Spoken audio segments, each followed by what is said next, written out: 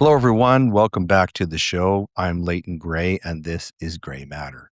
Those of you who've been following the show probably caught our recent interview with Solomon Schmidt, who has written a biography of the great British author J.K. Rowling. J.K. Rowling is not only a prolific author, prolific selling author, but she's also said some very interesting things publicly about the topic that we're going to be dealing with today. One is she said, no kids are trans kids and no child is born in the wrong body. Do you agree with her? Well, to shed some light on this, we were able to get somebody on the show who's a real expert on this topic and has written and spoken extensively about it. Her name is Mia Hughes. Welcome to the show, Mia. It's great to have you here. Thank you so much for having me. Yeah, well, Mia is a British-born journalist, researcher, gender-critical advocate based in Ottawa, Canada. She specializes in pediatric gender medicine, psychiatric epidemic, social contagion, and the intersection of transgender policies with women's rights. And she's the director of GenSpec Canada. She's also senior fellow at the Macdonald Laurier Institute. So, Mia, as you know, I had the pleasure of meeting you earlier this year when you were giving a talk in Red Deer, and I was quite riveted by your explanation, which I'd never really heard in that particular way about transgenderism and its effects. I'd done some reading, but I'd never really heard it the way you do it. You authored something called the WPATH Files, which I understand leaked internal communications from the World Professional Association for Transgender Health. And maybe we could start here. And I'm curious to know, what were the most shocking revelations about how WPATH approaches youth gender medicine, and how has that organization influenced global standards despite apparent gaps in evidence and ethics? So, WPATH is, if you want to understand this medical scandal, you absolutely must understand WPATH. WPATH is the source of the scandal. World Professional Association for Transgender Health. They sound very professional. They sound They do. legitimate, right? It's a great Yeah. name Mhm. because they're not professional. They don't promote health. It's quite the misnomer. They're an extremist trans activist group, and many of their members just so happen to have the license to practice medicine and perform surgeries and crucially set the standards of care for an entire field of medicine. Just keep that in mind, that they are Mhm. first and foremost a trans activist group, and they set the standards of care for an entire field of medicine that involves very vulnerable children, adolescents, and adults. So the WPATH files were a stack of documents leaked to Michael Schellenberger. I was working with Michael Schellenberger at the time when he was given these documents, these leaked internal communications. And the beauty of them was I got to tell the entire story of WPATH in using their own insane conversations as the scaffolding. And this was an important story because there's a whole world that exists of people who understand that we're witnessing what I think the worst medical scandal in the Right. history of modern medicine. But Right. that's a very niche world. They exist, Mm. we all exist, and we all know that WPATH is not to be trusted and they are extremist trans activists. But the general public at the time, we released in 2024, the general public at the time had no idea. They thought that this was a real medical Mhm. association that can be trusted.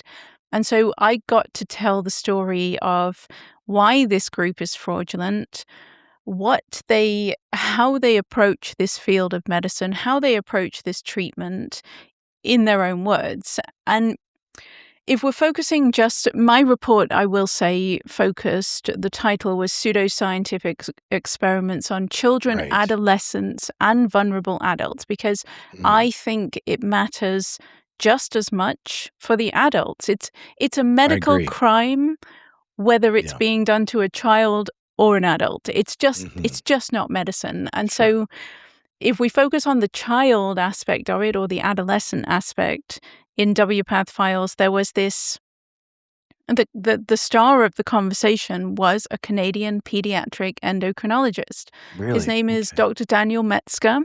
He's Mhm. at BC Children's Hospital, and he brought puberty blockers to British Columbia right when the Dutch started this mad experiment. The whole experiment Mm. begins in the Netherlands in the late 1980s.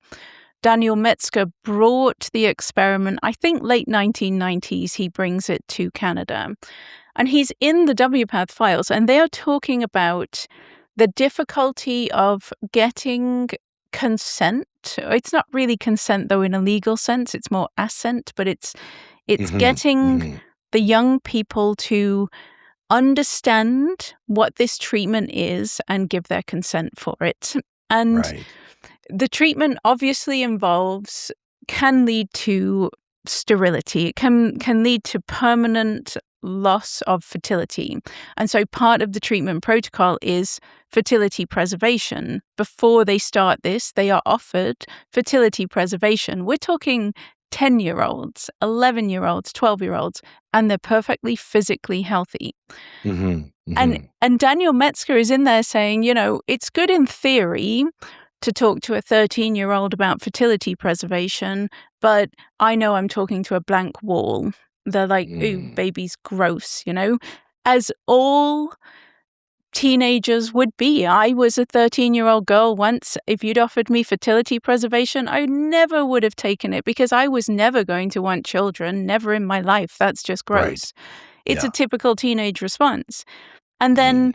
then, he talks about this in detail, in depth, about how they say, oh, we'll just adopt, or I'll always be happy with a dog, or whatever. And then he starts talking about how the Dutch, again, because the Dutch started this experiment, the Dutch are the only ones who have anything resembling long-term research into what became of all these young people. And they had just published a study saying that there's significant regret about fertility loss. No surprise Mm. there. Mm. But Daniel Metzger says the Dutch have this study and it shows significant loss. And I don't think that surprises any of us because I see it in my patients. Mhm. And you just Mhm. think these people on the inside who are doing this to these young people see everything that we see. We on the Right. outside of WPATH, we in the real world, know that no adolescent can consent to fertility loss because it's beyond their Mhm. cognitive maturity. Yeah. But what the WPATH file shows is they know it too. Those on the inside doing this, putting these kids on this treatment pathway, know just as well as we do that they Mm. don't understand it. That's Yeah. just one of Yeah. many examples. I could go Yeah. on and on for Yeah. hours. Yeah. Well, one of the problems, and you sort of highlighted there, is that we live in a country now where our federal government says that children can choose their own gender, but the social media is too dangerous for them. Seems to be a contradiction. But Well, you've described. can I just Sure. say though, there's Sure. something about that that's really interesting, and that is these kids are adopting transgender identities. They're coming to the Right. conclusion That was that was my next question. that they Yeah. are trans on social media. So Yeah. what the government is saying is, yes, you can have a sex change based on the identity that you adopted because you spent time on social media, but you're not Right. old enough to actually use the social media. They never connect the dots, and it's so Mhm. obvious. The line is a straight line. Yeah. One of the things that I found in doing my own sort of research on this, I read a book you're probably familiar with by Abigail Schreier called Irreversible Damage. And the number of things about that book were very shocking. But I did not realize how much of an epidemic this transgender ideology and indoctrination is in young girls. Yeah. I didn't, and it seems, and that sort of opened a corridor for me. I didn't realize, and I want to get your take on this, but it seems to me that transgenderism is almost a specific attack upon women and womanhood, and that this is what's upsetting people like J.K. Rowling. Am I off the mark, or am I getting warm? I mean, I wouldn't say it's certainly the people who bear most of the harm in this whole movement are women and girls. And that's Right. because, of course, we have these paraphilic men who claim to be women forcing their way into our spaces. So we're not allowed Yeah. to have our own safety and privacy. And frankly, not even just paraphilic men. Any sex offender in the land can just say, I'm a woman, and then he can go Yeah. and be, an exhibitionist or a voyeur in a women's space. So Right. it's not Yeah. even just the men who identify as women. It's any man who wishes to invade a woman's space now has a free pass to do so. But on the other end, you're absolutely right. The people who are most affected by the social contagion that was triggered by the messaging of the modern trans rights movement are adolescent girls and young women. And that's not anything really specific about trans in and of itself. It's just that almost every social contagion throughout all of history has always affected teenage girls and young women predominantly. It's Yeah. we are I say this all the time. So I have 3 children. I have 2 boys and a girl. And once, I think it was my eldest son asked me why girls are more afflicted by social contagion. What is it? Right. And I explained to him that, I can be talking to my boys and I'll just, ask them, oh, what does your friend think about that? And my boys will be like, I don't know, we don't talk about that. Yeah. Whereas if I ask my daughter, what does your friend think about that? She'll tell me not only every single thing her friend thinks about that, but every feeling that the friend had. She can tell me every single thing, every evolution of her friend's thought process, Right. because that's how girls communicate. They talk about their Yeah. feelings, they co-ruminate, they share their emotions, whereas boys, I don't even know, playing football and talking about girls. I don't know what they talk Yeah. about. Yeah. So Yeah. it does strike teenage girls and young women more. But then I don't want to make this sound like it's not affecting young men, Oh, teenage of boys and course. young men, Yeah. because Yeah. it really is. And what's tragic about that is it's striking the really gentle boys, the Yeah. kind of isolated, a bit quirky, a bit weird, maybe on the autism spectrum, quite Yeah. gentle, haven't really Yeah. figured themselves out yet, and they're a bit alarmed by their sexuality, they're a bit uncomfortable with it. They're the boys who traditionally just needed longer to find themselves and grow up and embrace their adult bodies. And many of them are finding themselves sucked into this weird alternate world that tells them all of their discomfort is a sign that they're really girls. And Yeah. then they get drawn into medicalizing. So it's an attack on, I think it's just an all-out assault on reality and Yeah. an You've all-out... called it an extreme overvalued belief. And I want to ask you about that. Could you sort of trot that out and explain what you mean by that? So it seems like a very specific psychiatric type term. Yes, it is. It's quite... So this is my latest thinking. I've been thinking about this for about 6 years.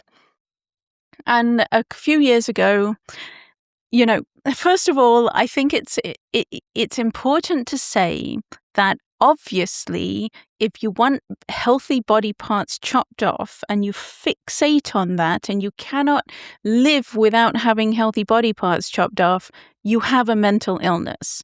And that's the first thing that we're forbidden from saying that. And it's the most obvious fact, like saying men are not women. We're forbidden from saying that, but it's just so completely obviously true. Men are not women.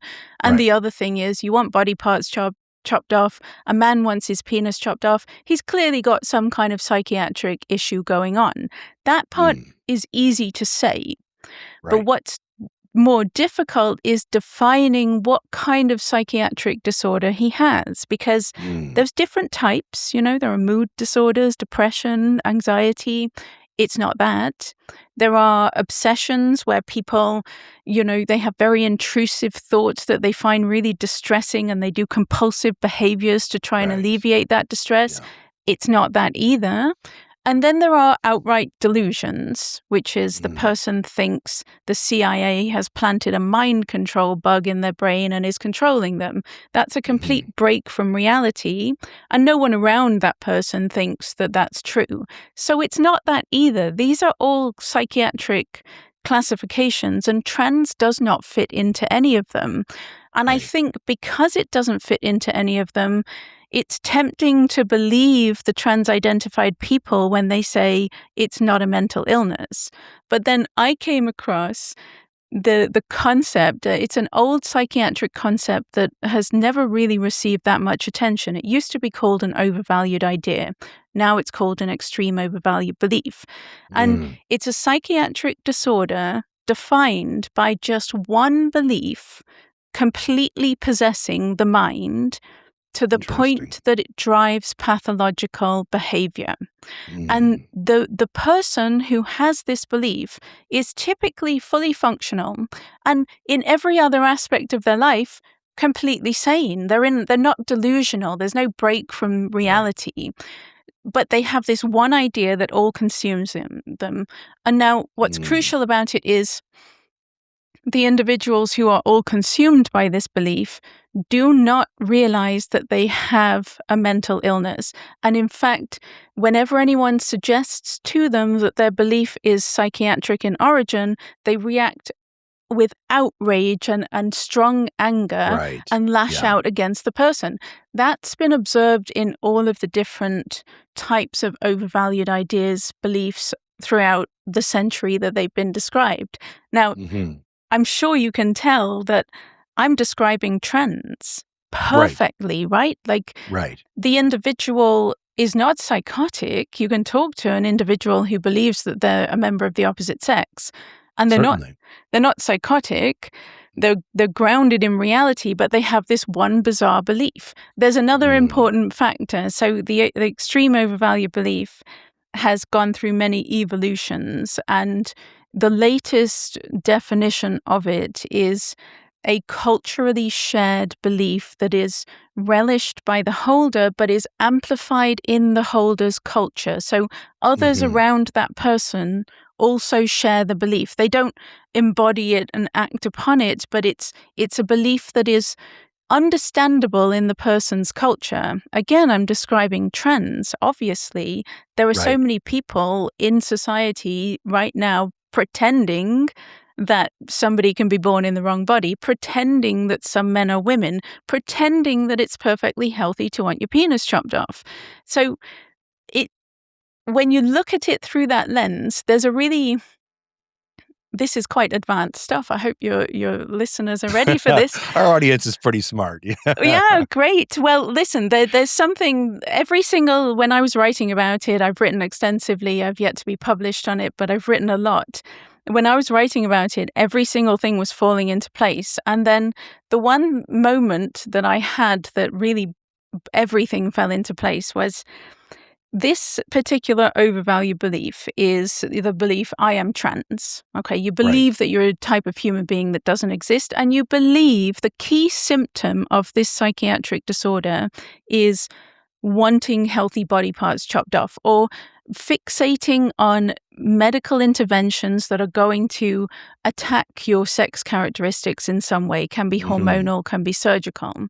But then the entire field of gender medicine, all it does is it takes these people with this belief and their drive to get these medical interventions, and it gives them exactly the medical treatments that their psychiatric disorder demands, right? The treatment is exactly the same as the disorder. One is the desire for medical interventions, and the other is those very same medical interventions. And then at the end of this treatment process, the field of gender medicine, the way they measure success is they say they do it with self-report. They give the psychiatric cohort the exact medical treatments that their disorder demands. And at the end of it, they say, "Are you happy?" And everybody at the end says, "Yeah, I'm happy," because you just gave them exactly what they wanted. And so Right. the field of gender affirming care says, okay, then this is the right way to treat these people. And it's because the entire field of gender affirming care exists within the belief system that these people with this psychiatric disorder have created. Mm-hmm. Mm. And but those stories that saying, I'm okay. There are also many, many horror stories. In fact, I know of one Indigenous man, Canadian man, who went through gender transition, all the surgeries, and was in so much constant pain that he applied for medical assistance in dying, but they wouldn't qualify him because he was trans. So the horror stories are really, I mean, the mutilation of children and adults is really an untold story. We don't hear about it enough, do we? We don't. And there's something really interesting. The literature supporting this medical treatment is some of the most atrocious you could ever find, methodologically appalling. But the regret literature, and even just the stories, the first-hand accounts of people who've gone through this, you don't have to go to the detransitioners to find the horror stories. The Right. detransitioners, of course, they have come out the other side of this belief. They realized I that it was see. all a false belief, and they do regret, and they tell their stories well. Yeah. But there's another angle to it that really needs to be considered, and that's the people who continue to be trans-identified.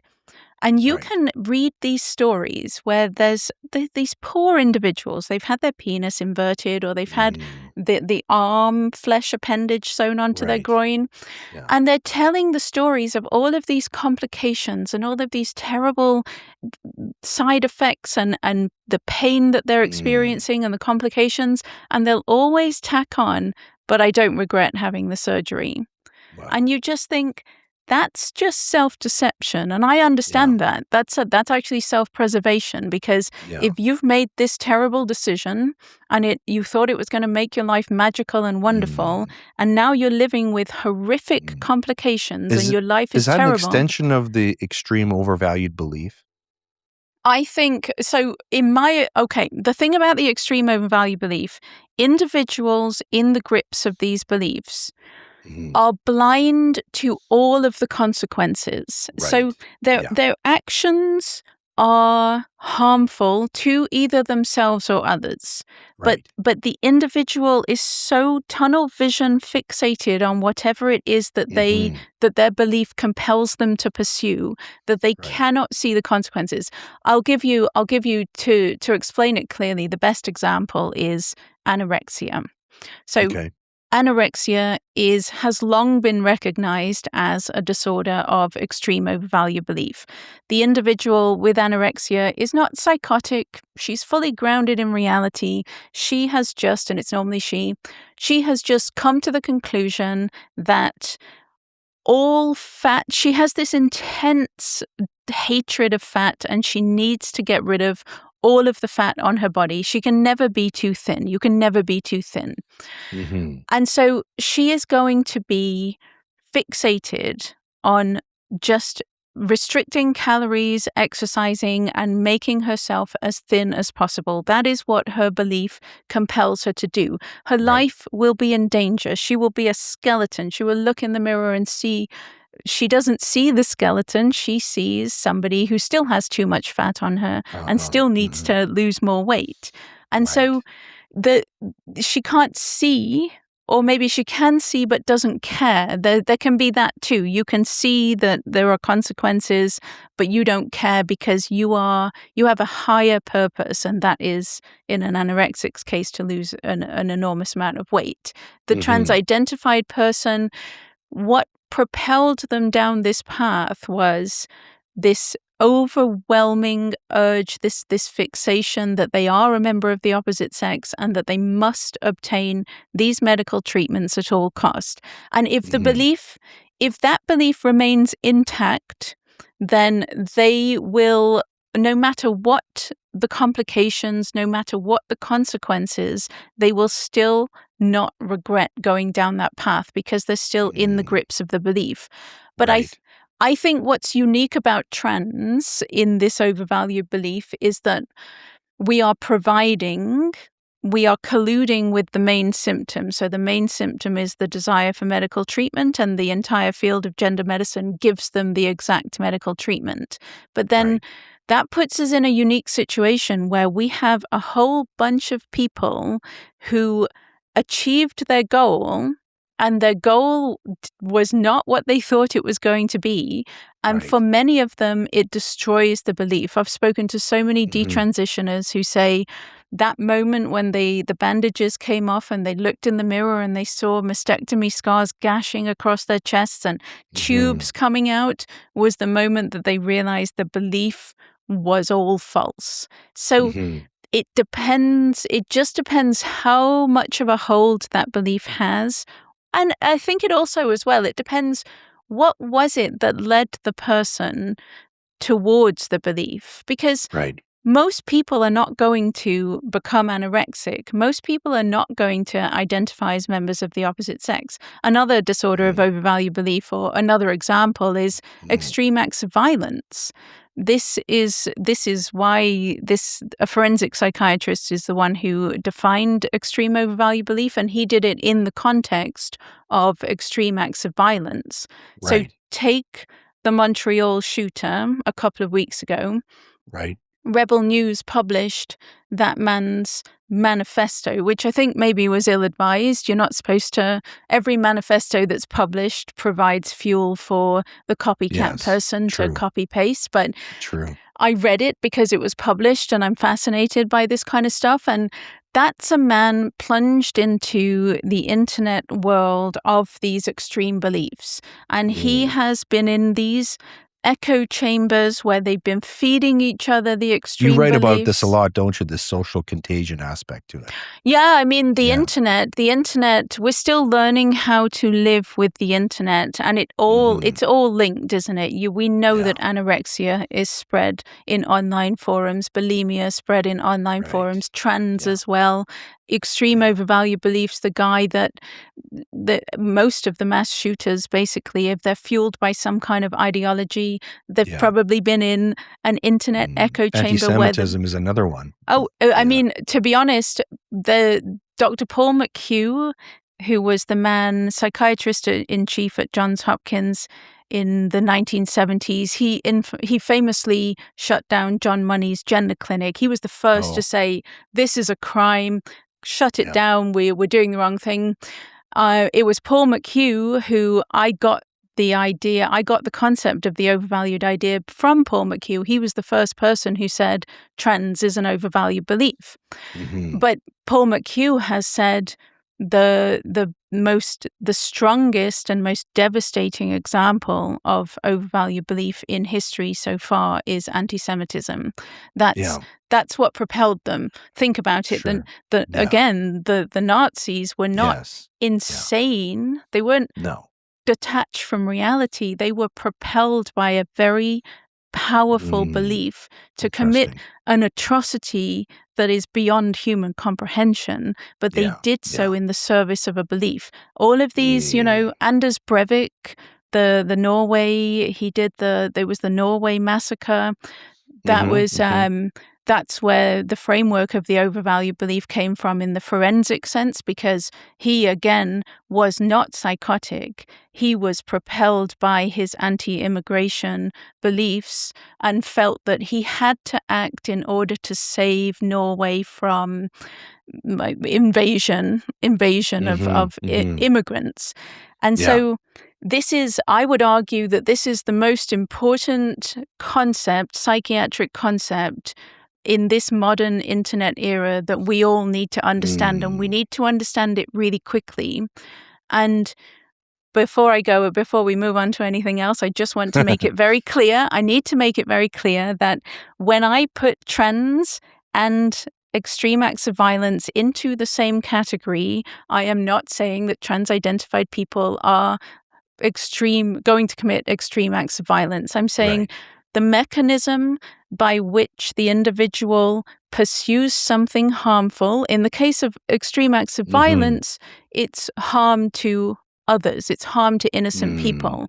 In the Yeah. case of trans, it's extreme harm directed at the self.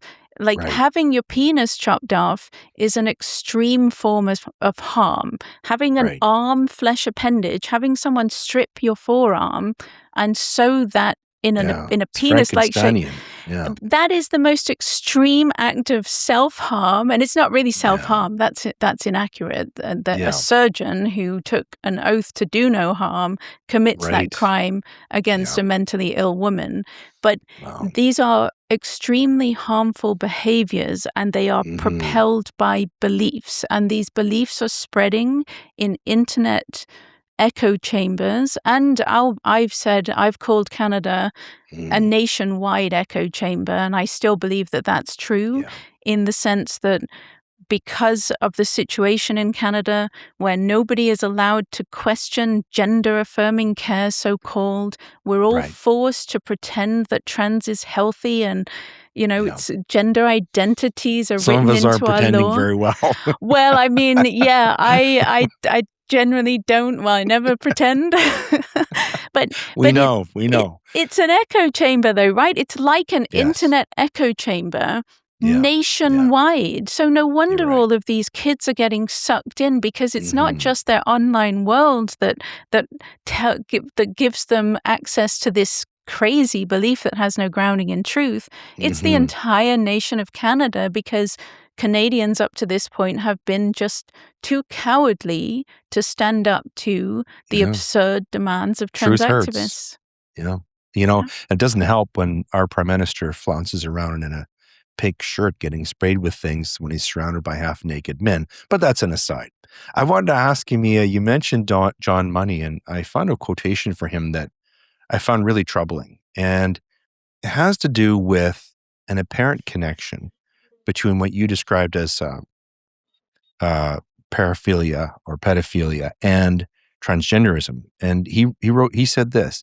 He said, if I were to see the case of a boy aged 10 or 11 who's intensely erotically attracted toward a man in his 20s or 30s, if the relationship is totally mutual and the bonding is genuinely totally mutual, then I would not call it pathological in any way.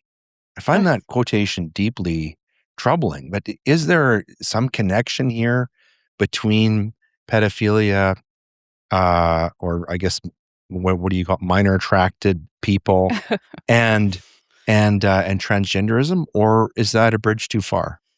Well, I think there's definitely John Money was quite he had some just deeply unethical practices, and quite To say the least. yeah, Yeah, yeah. I mean, yeah, he was he a psychologist? What was he? His sexologist, yeah. I psychologist? think he was connected to the Kinsey Institute, whatever label you want to put on Yeah, I mean, okay, on that so crowd. exactly that they were a very extreme fringe in an already the sexual revolution was quite the, anything goes, we can accept anything, tolerance and progress and all the rest of it. And then they were the extreme fringe within that already quite Right. questionable culture. Yeah. And so is there an overlap between pedophilia and trans? It's a difficult subject to This is why I'm approach. asking you. I know. So, autogynephilia, Right. right? There Mhm. is trans is such an enormous label. It's a huge umbrella. You've got, Right. a kid going through puberty who doesn't like her developing body and Mhm. identifies as trans. You've got an autistic kid who's isolated and struggling socially, and they adopt the label trans. You've got homosexuals with internalized homophobia who don't want to be gay, and they identify as trans. But then you've got what I consider to be the classic trans, and that's the autogynephilic man.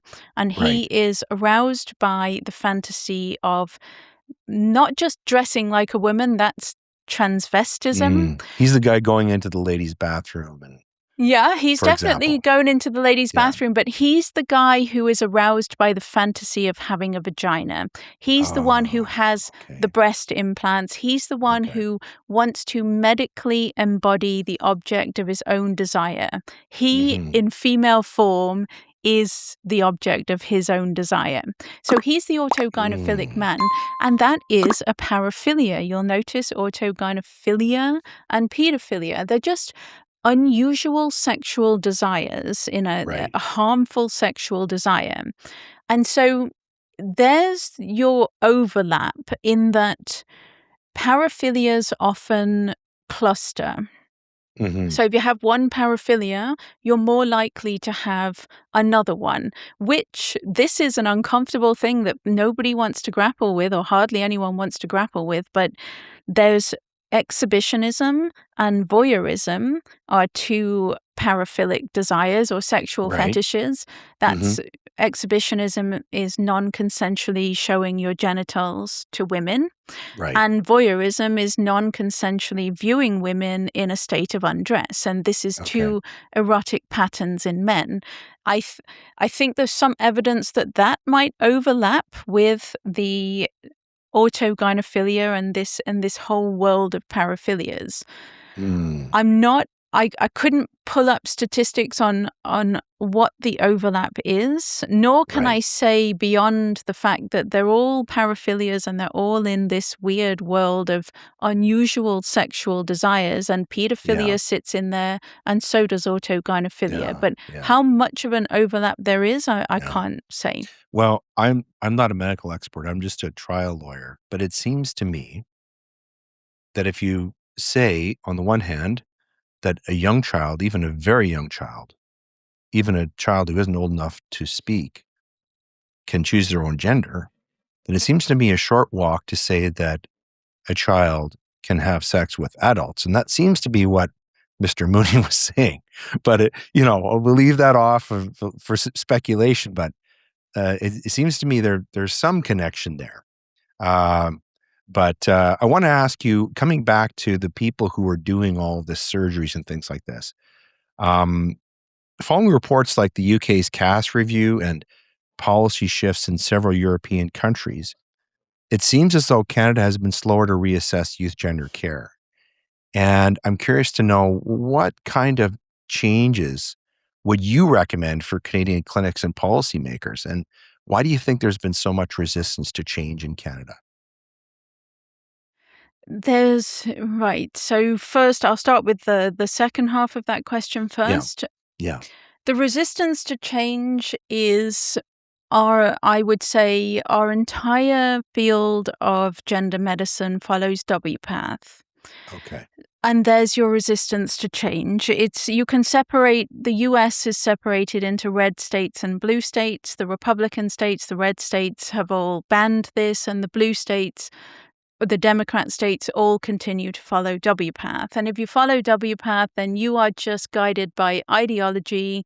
And it's a very when you're so protected by your ideological bubble, absolutely no evidence is ever going to penetrate. And that's what WPATH is, that's what the blue states are, Mm. and that is currently what the nation of Canada, with the exception of Alberta, is. It's Mhm. you can only choose one, is the way I see it. You can choose to be guided by ideology, or you can choose to be guided by evidence, and you Ah, can't choose both. right. And so in Canada, we insist, I think we have this, and this is a nationwide thing. We keep Mhm. voting for the Liberals, so it clearly must be true that we have got this right. We are the ones, we are superior to everyone else. We are the most progressive people. Trans Right. rights are human rights. We're protecting these trans kids. We've got it right. The rest of the world is just bigoted and transphobic, and eventually they will catch up to us. And that's Mhm. the nationwide mentality. It's in our, well, I don't know if it's in our governments. I think our governments are, apart from Danielle Smith, I think they're just largely populated by pathetic cowards who refuse to look at this issue because they just don't want to. Tell us what you really think. well, I mean, Don't sugarcoat it. I do, though. I think at this point, if you are a politician and you're not looking at this, you're doing that deliberately. You are willfully blind, and it's out of cowardice and nothing else. But our medical world, I think, is a different matter. They're not cowards. They're ideologues. And you only have to look at what the Canadian Pediatric Society did just last month, I think it was, where they appointed Natasha Johnson. She was the founder of the Pediatric Gender Clinic at McMaster University, and she is an extremist ideologue of the worst possible kind. She is completely pro gender affirming care, so-called, for children. She is completely pro. These are trans kids, and the only way to help them is to medicalize them, block their puberty, give them cross-sex hormones, and then later chop body parts off them. And so the Canadian Pediatric Society, in this cultural milieu, in this environment in which the rest of the world is backing away, the dominoes are falling all over the place, lawsuits are being won, systematic reviews are showing no evidence, nations are reversing course after they've done their own reviews. All of this is happening all around the Canadian Pediatric Society, and they don't just ignore it. They choose the most extremist ideologue in this field and appoint her as the head, the president of their organization. Incredible. And so I think that is just a deliberate message. It's not we're ignoring it and we're going to carry on. It's we've got this right. We don't care about any of that. All those people are wrong.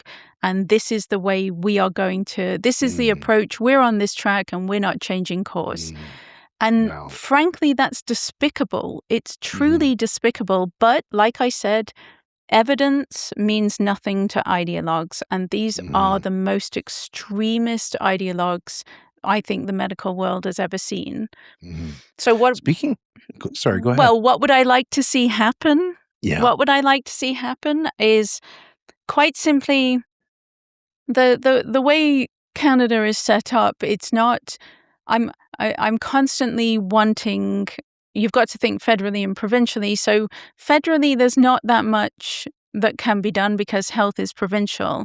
But that, I think, that gives the federal politicians and parties the permission to just wash their hands of it and say it's not our problem. And I don't think that's true. I think the federal government, it is within its power to call for to commission a CAS style review. You don't have to review the actions in the gender clinics, but you could.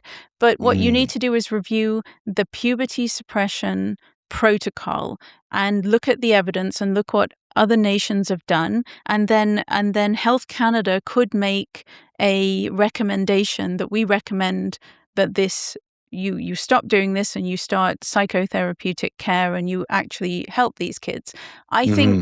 I think there is federal power, and we let off the federal government when we say it's just a provincial issue.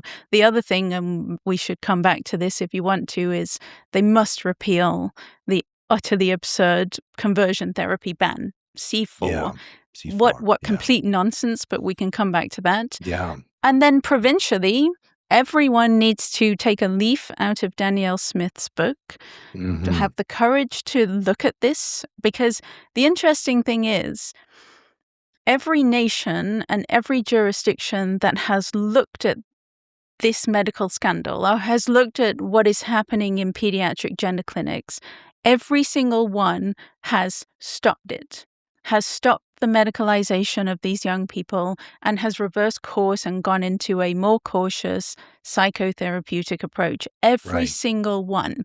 So all the provinces need to do is just look at what is happening and then ban it. I mean, frankly, everyone was so upset by Danielle Smith. The trans activists were losing their mind, calling her hateful and a transphobe and everything. And I was in the other direction. I was like, well, it's a good start, but it's Right. nowhere near enough.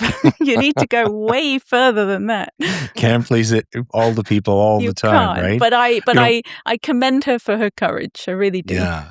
Well, Mia, I want to talk to you about your role as director of GenSpec Canada. And maybe you can talk about C4 in this context, but what practical support or alternatives do you advocate for families and young people experiencing gender distress instead of, this alternative model? And what sort of solutions do you advocate for with GenSpec Canada? Yeah, we're in a difficult position. So GenSpect is an international organization. I'm with the international part and I'm the director of GenSpect Canada. Oh, big job. And I'm a very busy woman. So we have all sorts of support groups for detransitioners, for parents of kids caught up in this, for desisters, which means those who went through but didn't medicalize, just believed and then Mhm. stopped believing. We have all sorts of support systems in place in GenSpect. So if anyone finds themselves trapped in this nightmare with their child, or if you're an adult and you're struggling with it too, you can contact GenSpect. But this brings us nicely to C4 Mhm, because mhm. the conversion therapy ban in Canada is makes it it's such a ludicrous just you're legal. What Right. you're a legal person, you know how stupid it is, right? Yeah. And so the irony of the conversion therapy ban is, of course, they slipped it in. They did this kind of Trojan horse. So they Right. make it, oh, everybody is against gay conversion therapy. Everybody thinks that's a bad thing. So we'll ban gay conversion therapy, which basically was not happening in Canada. They banned something that wasn't even happening and hadn't been for Right. decades. Yeah. And then they tie it with gender identity.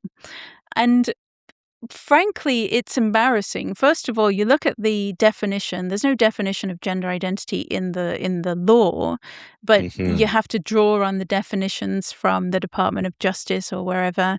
And it's just this utterly ludicrous circular nonsense of just fluffy activist language with no meaning whatsoever because it's not even a real thing.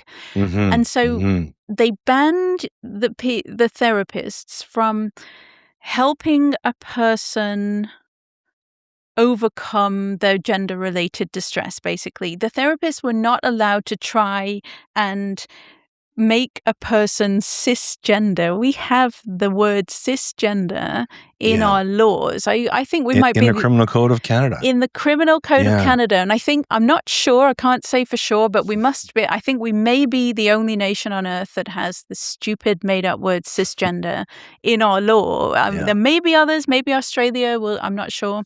Yeah. So you can't, the, when they were debating this conversion therapy ban, which I would like to point out, the irony is it is pro conversion therapy. It's not a ban.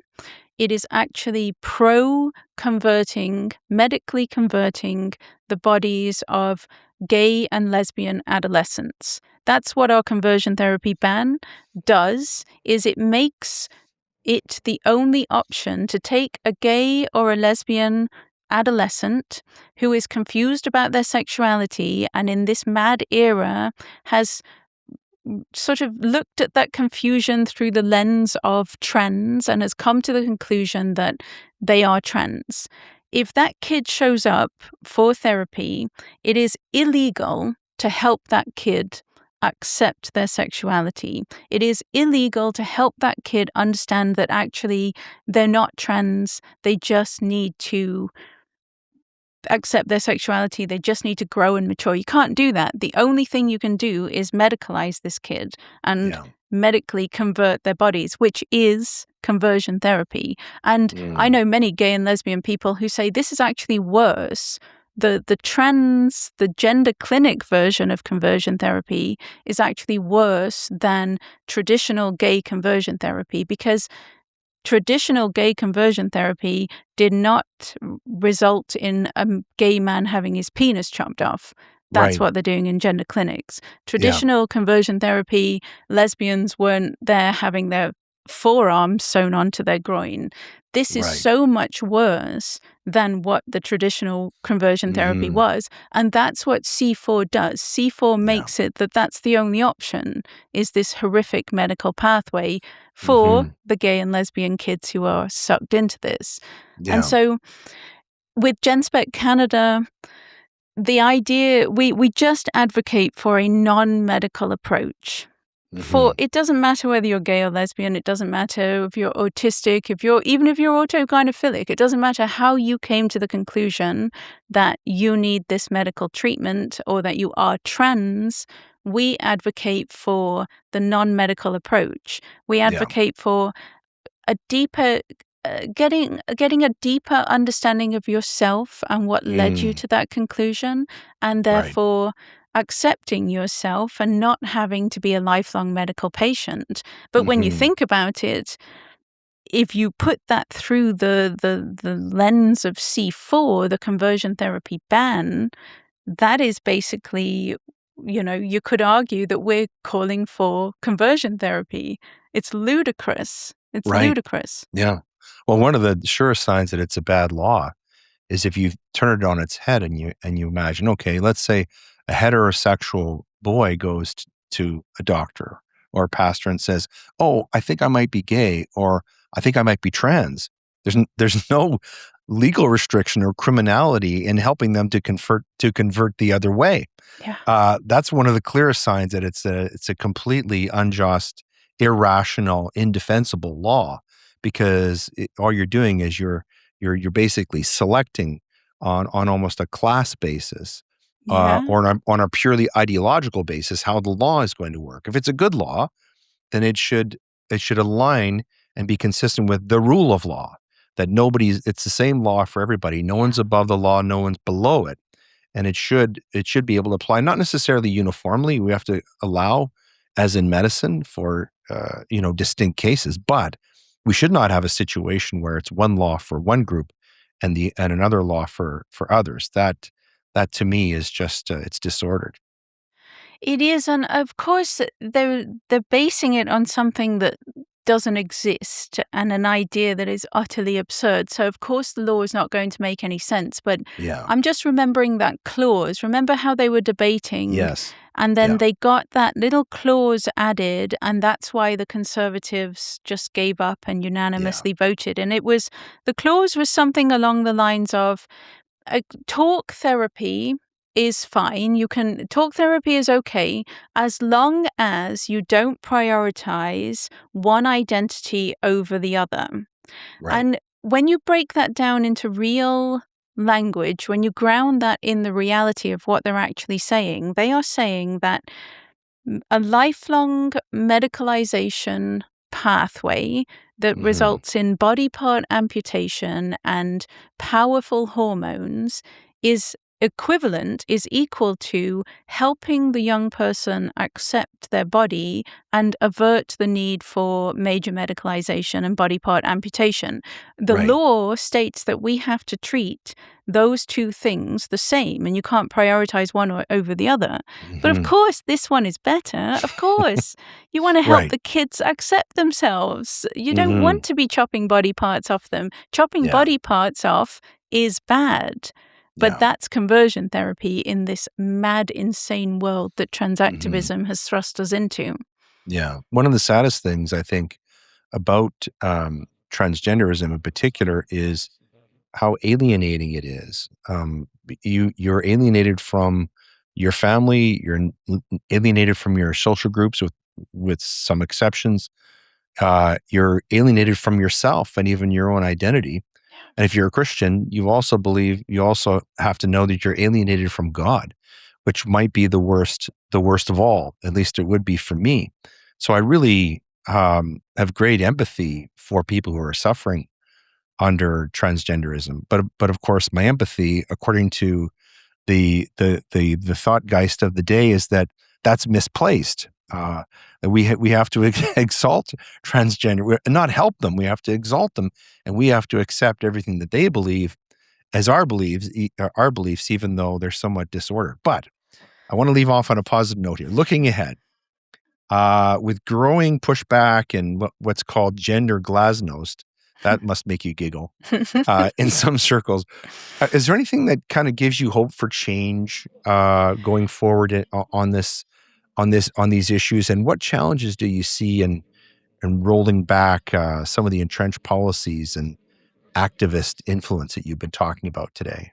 Well, definitely, I have a positive note to end on in that because I live in Ottawa, and I travel a lot. I speak all over the world and I travel a Mm. lot. And so I find myself often sitting on a flight next to a normal, ordinary Canadian, or at the hair salon, or in the Uber, or wherever I am. And because of the nature of small talk, one of the first questions is, "What do you do?" And so I tell them in no uncertain terms. I just tell them. And I can Is that tell a you, conversation stopper or? I'm telling you, I've never had an ordinary, decent Canadian. I've never had a Canadian disagree with me. Most, Really? I will say, even now to this day, most still don't know what's happening. They Mm. kind of, more so now, they have a vague idea that there is some kind of medical scandal going on, or they instantly leap on it because they've been desperate to talk about it because it all seems so strange and weird.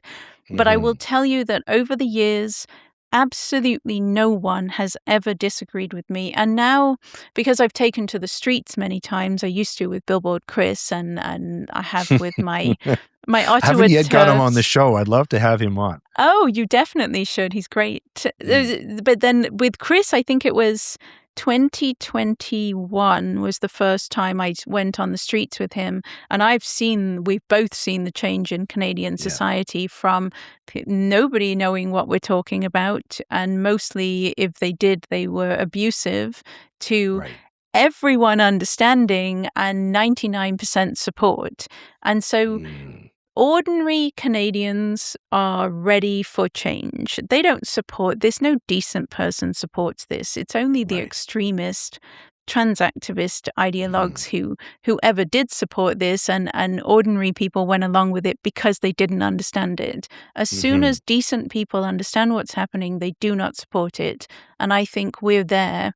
I think the nation is with us in that sense. Mhm. Ordinary people. Wonderful.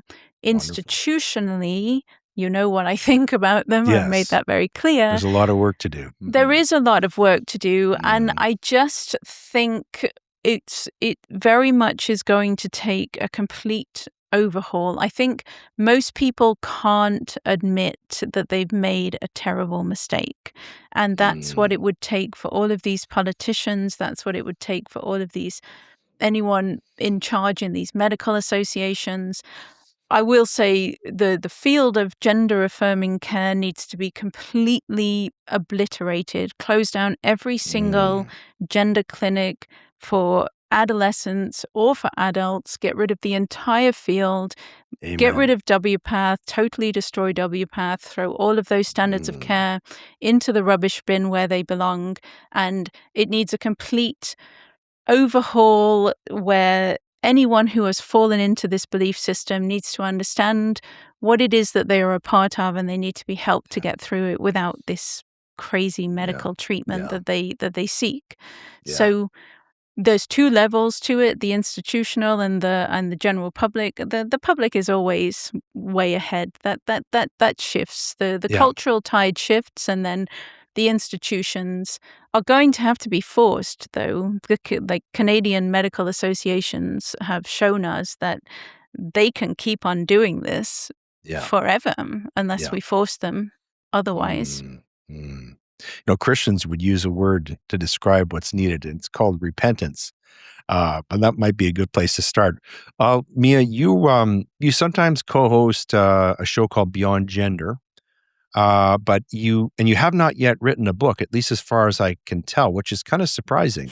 Maybe that's in the works, but you have written this WPATH Files, and we're going to add that to our reading list. This is leaked internal conversations that were sent to Michael and Schellenberger, and he worked on these files with you and created an extensive report for his organization, which is called Environmental Progress. And so people want to find that. They can find that at, is it Environmental Progress? It is, yeah. He changed the name of the organization to Civilization Works, but Okay. I'm quite sure you could still find the WPATH files at Environmental Progress. Yeah. And if people want to follow you and your writing and what you're doing, what's the best place for people to find you? Are you in Substack or YouTube or? Twitter, X, I suppose, at underscore Crimea River. And then because I'm with the Macdonald-Laurier Institute, all of my Canadian writing is compiled on I have a page on the Macdonald-Laurier website, so you can just put my I've name seen it. in. It's great. Yeah. Yeah, it's all compiled there. With GenSpect, I do a lot of writing for GenSpect, and that's more big picture, wider issue, and that's where you can find the extreme overvalue belief and all of that stuff. We are working on, so I can have the equivalent page on the GenSpect site. It's not up and running yet.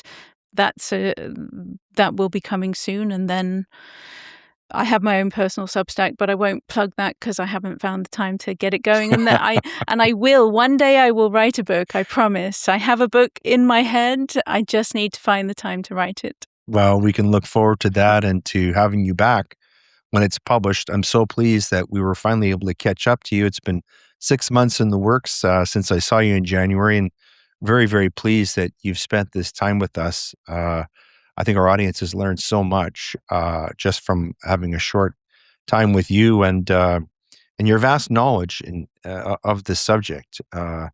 You must be one of the leading experts in this field, maybe the leading expert. And so, although I don't want to call you an expert because that's a bit of an insult these days. Authority. Let's say you're leading authority.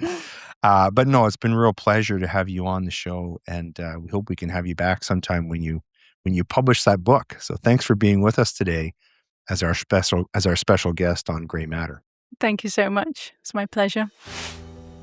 Hungry for truth beyond the television? Well, extend the conversation with Grey Matter online. Grey Matter's insights continue in your inbox. Subscribe to our Substack newsletter where we dive deeper into the spiritual battles facing Canadian families today.